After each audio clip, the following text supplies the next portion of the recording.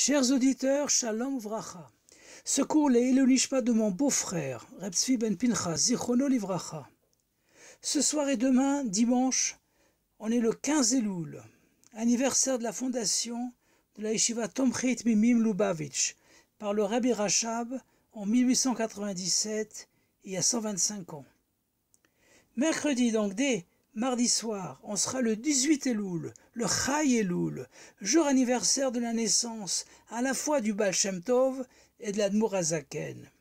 Ce Shabbat est le Shabbat Kitavo. On étudiera après Mincha les chapitres 3 et 4 des Perkei Avot, et à la sortie de Shabbat, à minuit, à Chatzot, de nombreuses communautés commenceront les Slichot.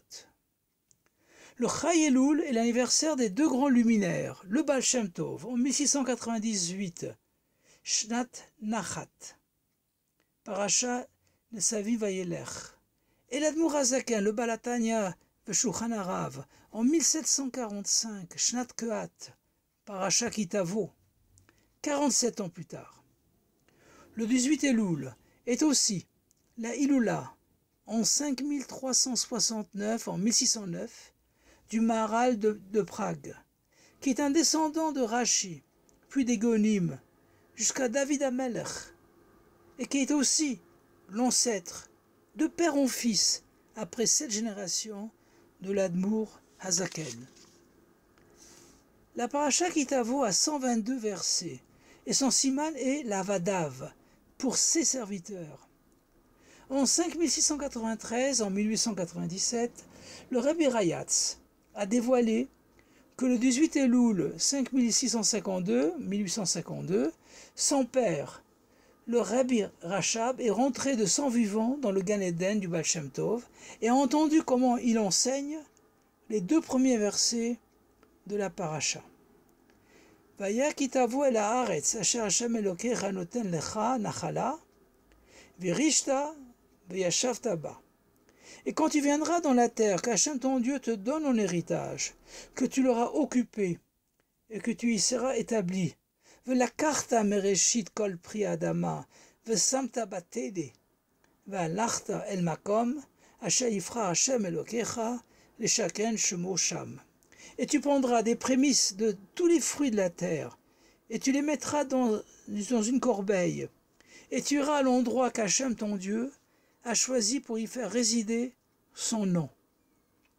Le Baal Shem Tov explique, lorsque tu arriveras à un élan spirituel de Eretz, qui vient du mot Retson et Rutsa, volonté et empressement, pour réaliser la volonté d'Hachem, élan que tu as hérité d'Hachem, alors, Veyashavta, veille à l'installer et le faire descendre dans l'intellect et les sentiments, et placer les prémices des fruits de ton intellect et de tes sentiments, battez-les dans un panier, c'est-à-dire les concrétiser, les matérialiser dans l'action.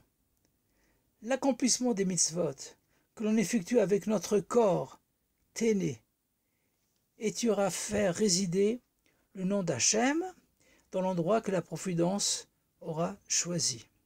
Cet enseignement est une fusion des enseignements de la Chassidut Aklalit, la Chassidut générale du Baal Shem Tov, et la Chassidut Chabad du Baal HaTanya. En effet, le Baal Shem Tov, qui a pour prénom Israël, met l'accent sur la Emouna, la foi, les qualités intrinsèques de chaque Ben Israël, et sur les forces spirituelles qui lui sont données de haut vers le bas, alors que l'Admour HaZaken met l'accent sur l'effort propre de chaque juif, de bas vers le haut, d'étudier le Niglé, Venistar, les parties dévoilées et cachées de la Torah. Son premier prénom, Shneor, signifie d'ailleurs une double lumière, et de l'intérioriser dans les limites du temps. Son deuxième prénom, Zalman, est constitué des mêmes lettres que l'Isman, et donc de l'espace, permettant ainsi aux sources du Baal Shem Tov de jaillir à l'extérieur, condition nécessaire pour accélérer la venue du Mashiach. Il y a aussi une allusion dans la paracha Kitavo à Chai Elul. En effet, à la fin du Réveilli, Devarim, chapitre 27, verset 9, Moshe Rabbeinu dit Ushma Israël, Hayom hazeh niyeta le'am la'Hashem Elokecha. Et comprends Israël, ce jour-là, tu es devenu un peuple pour Hachem ton Dieu. Or, le mot hazeh a pour valeur numérique pour que Matria 17, Tov. Et avec le Kolel, lorsqu'on ajoute le 1, il devient 18, hazeh ma Kolel, Chai. Le Chai Elul, on est devenu le peuple d'Hachem. Et Hachem est devenu notre roi.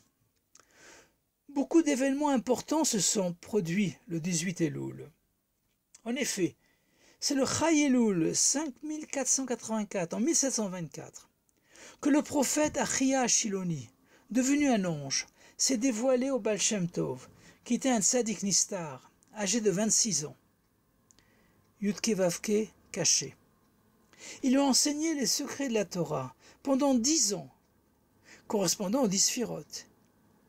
Et à l'âge de 36 ans, le Chai Elul 5494, en 1734, le Baal Shem Tov s'est dévoilé. Et ceci pendant 26 ans.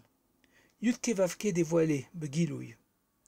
Jusqu'à son istalkut, le départ de ce monde à l'âge de 62 ans. Ce qui a fait dire au Chassid Tzadik, Harav Hillel Meparitch, que le Baal Shem Tov est né physiquement et spirituellement, Begoufo, Benafsho ou Berucho, le Chai Elul.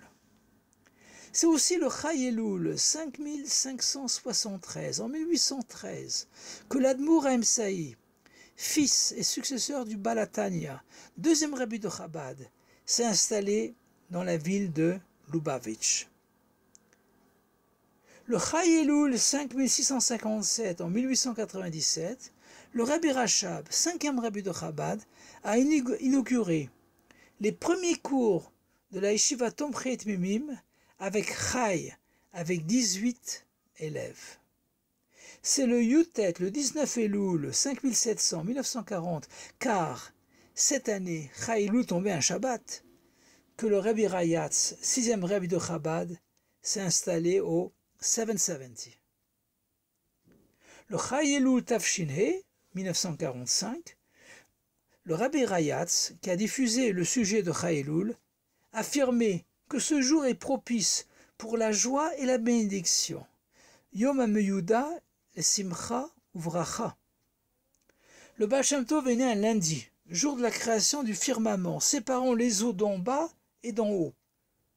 Le Balatania est né un mercredi, jour où Vayas Elokim et Shnei ha-Meorot Agdolim, et Dieu créa les deux grands luminaires, le soleil et la lune, créés ensemble par une même parole, car Chai Elul dévoile le lien essentiel entre le Baal Shem Tov et le Balatania. D'ailleurs, l'Admour HaZaken considérait le Baal Shem Tov comme son grand-père, Saba, car il avait acquis, par l'intermédiaire de son maître, le Magui de Mezrich, les profondeurs de la Torah du Baal Shem Tov. Au sujet de Chai Elul, le Rabbi Rayatz utilise deux expressions. La première est que Chai Elul hu hayom she'evi u'machnis chayut be'elul.